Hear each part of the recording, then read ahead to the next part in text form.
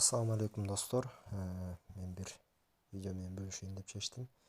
Мына Москвага келип, ар кандай эмелерге, объявленияларга жазып, акча табасыңар мындай тигиндей деп, ошол боюнча да.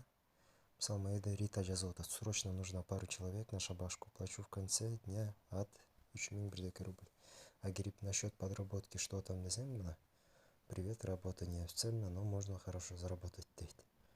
Короче, наркотик сатасың да, жана закладкаларды коесуң.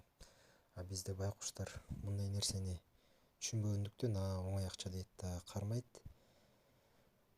Бир эки жолу кылат, нормально болот, 3 жолу кылат, 4-чү жолунда уже кармалып калат. Анан жөн эле бир иштеп келип, маяка Россиягачы кайра түрмөгө кетип калат да. Ошон үчүн ушундай нерселерден алыс болгула, урматтуу достор, туугандар. Ушу биздин немелерге, мисалы, кыргызстардын группалары бар. Кирип ушундай нерселерди кылышат да. Кыска мүнөттө мындай акча табасыңар, тигиндей кыласыңар, мына работа с наркотиками дейт.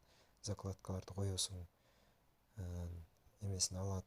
Ошон үчүн мындай жолго колдон келсе барбай эле койгула да. Эч качан адал болбойт бул акчаңарчы, арам акча болбойт. Ошон үчүн ошондон сак болгула.